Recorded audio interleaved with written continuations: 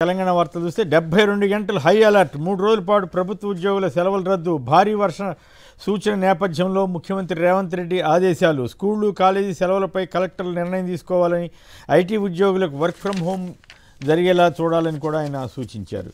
ఖజానా కొల్లగొడదామని చందానగర్లో ఖజానా జ్యువెలరీస్లో భారీ చోరీ ఇవ్వాల్సింది 248 కోట్లు ఇచ్చింది 50 కోట్లు ఉపాధి కూలీలకు 7 నెలల్లో అందింది కేవలం 6,000 అంటూ కథనాన్ని ఇచ్చారు. రేవంత్ను సీఎం చేశారుగా మా అన్నదమ్ములిద్దరికీ మంత్రి పదవి ఉంటే తప్పేంటి పార్టీలో చేర్చుకునేటప్పుడు సమీకరణలు ఎందుకు గుర్తు రాలేదని మరోసారి ప్రశ్నించిన కోమటిరెడ్డి రాజగోపాల్ రెడ్డి సీనియర్ ఎమ్మెల్యే.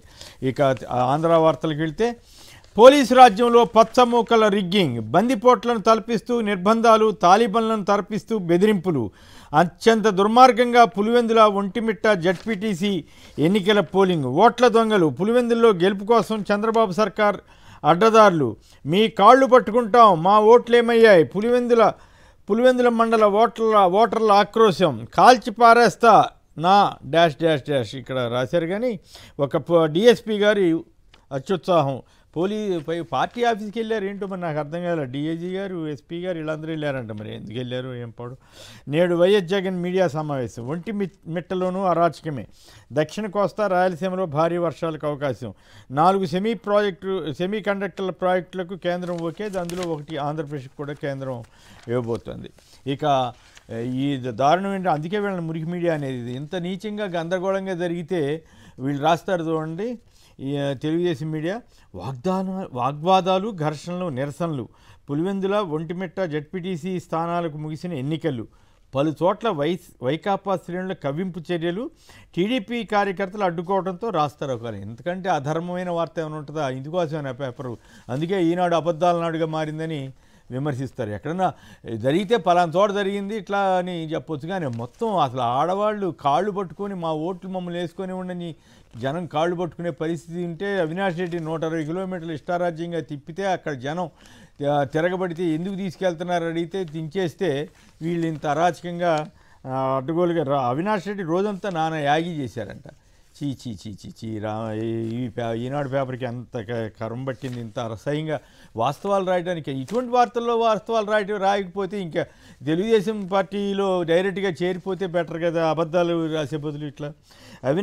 తర్వాత పులివెందులకు ఓట్ల స్వాతంత్రం అంట ఇంకొక ఏలో మీడియా మురికి వార్త. నిజంగా ఈ మధ్యకాలంలో అసలు ఎప్పుడైనా ఇట్లాంటి ఆరోపణలు వచ్చినాయా? మరి కుప్పంలో ఏం జరుగుతుందో అందరికీ తెలుసు, మరి అక్కడ మాత్రం చాలా స్వేచ్ఛగా జరుగుతున్నట్టుగా వీళ్ళు రాస్తారు. ఇక్కడ మాత్రం చాలా స్వేచ్ఛగా పోలింగ్ జరిగిందని అంత పచ్చి అబద్ధాలను రాస్తున్నారు వీళ్ళు. తర్వాత 2 జడ్పీటీసీ సీట్లను లాక్కునేందుకు అరాచకం చేశారని జగన్ ఆరోపణ అంటూ మాజీ సీఎం జగన్ ఆరోపణ. 4 ఏళ్ల తర్వాత పోలీసులు ఉద్యోగులు ఉండరు అవే కాకి దుస్తులతో పోస్ట్ మ్యాన్గా ఉంటారని వైకాపా మాజీ ఎమ్మెల్యే రాచమల్లి శివప్రసాద్ రెడ్డి గారు అన్నారంట. దాంట్లోంచి ఎక్కడో ఆయన అన్నదంతా మిగతాంతా వదిలేసి ఒక పదాన్ని తీసుకొచ్చి జాగ్రత్తగా ఆయనకి ఏదైనా వ్యతిరేకత రావాలనేమో కోరిక. ప్రజాస్వామ్యం గెలిచింది నారా లోకేష్ గారు అన్నారట. అది ఆయన లోకేష్ మార్క్ రెడ్ బుక్ రాజ్యాంగం అది అట్లా ఉంటుందన్నమాట.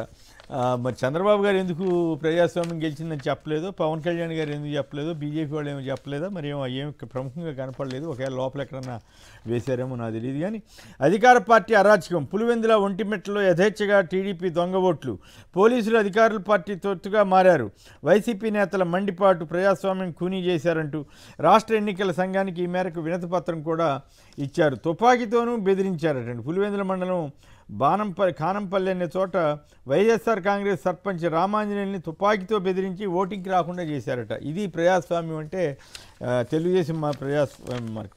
రాజధానికి రియల్ ఎస్టేట్ కంపెనీలు ఆహ్వానించండి గడువులోగా పనులు పూర్తి చేయండి అధికారులకు సీఎం చంద్రబాబు ఆదేశం. ప్రముఖ సినీ ప్రముఖుడు రామ్ గోపాల్ వర్మ అరెస్టు విడుదల. ఒంగోలు రూరల్ సీఏ ఎదుట విచారణకు హాజరైన వర్మ 11 గంటల పాటు విచారించారంట. మరి ఏం విచారించారు?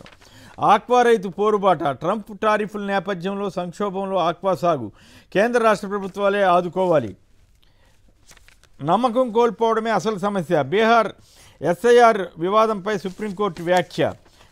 ఇక మద్యం వార్తల మీద మద్యం కేసు అంటూ చెత్త చెదరం అంతా రాసేస్తున్నారు కదా ఉత్సాహంగా వీళ్ళు తెలుగుదేశం మీడియా.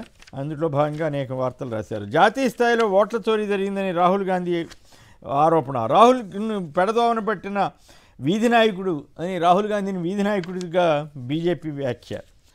ఇక జగన్ మార్క్ ట్రాప్ అంట. ఈ టీడీపీ నేతలు కొంతమంది ఈ సోషల్ మీడియాలో మద్యం స్కామ్లపై ప్రభుత్వ వ్యూహంపై అడ్డగోలు దాడి చేశారంట. తెలుగుదేశం మీడియా వాళ్ళు దాడి చేశారంట. వాళ్ళకి ముందస్తు బెయిల్ ఎట్లా వచ్చింది, వీళ్ళందుకు ముందే వస్తుంది ముందస్తు బెయిల్ రావటం హక్కు అని ఏదో జరిగింది మొత్తం మీద మతలబ్బు. మొత్తం ఆ ప్రక్రియ అంతటినీ మళ్ళీ జగన్కి రుద్ది వైసీపీకి రుద్ది వీళ్ళ పాటుపాడుగాను ఇంత అధ్వానంగా మారారు. రైతుల గోడు వినండి. రిటర్నబుల్ ప్లాట్లపై ఇబ్బంది లేకుండా చర్యలంట. 30 కార్పొరేషన్లకు కొత్త చైర్మన్లు. హిందూ ధర్మ పరిరక్షణ ట్రస్ట్ చైర్మన్గా రిటైర్డ్ ఐఏఎస్ దాసరి శ్రీనివాసులు. బ్రాహ్మణ కార్పొరేషన్ చైర్మన్గా బుచ్చి రాంప్రసాద్.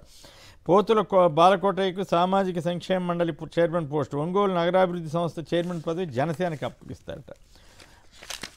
ముందే పూర్తవ్వాలి. నిర్దేశిత గడువు కంటే 6 నెలల్లోపే రాజధాని పనులు పూర్తి చేయాలని చెప్పి చంద్రబాబు గారు ఆదేశాలు ఇచ్చారంట. లేకుంటే కాంట్రాక్టర్లు అధికారులే బాధ్యులంట. ఇవి ప్రధానంగా రాష్ట్రంలో ఎక్కడికైనా ఉచిత బస్సు ప్రయాణం, మహిళలకు రాష్ట్రంలో ఎక్కడైనా తిరగొచ్చు అని చెప్పి చంద్రబాబు గారు అన్ని బస్సుల్లో అని కూడా చాలా సార్లు చెప్పారు ప్రచారంలో. ఇప్పుడు మాత్రం అన్ని బస్సులు కాదు 5 రకాల బస్సులే అని చెబుతున్నారు. సో వీటి మీద కూడా సోషల్ మీడియాలో విస్తారంగా కథనాలు వస్తున్నాయి.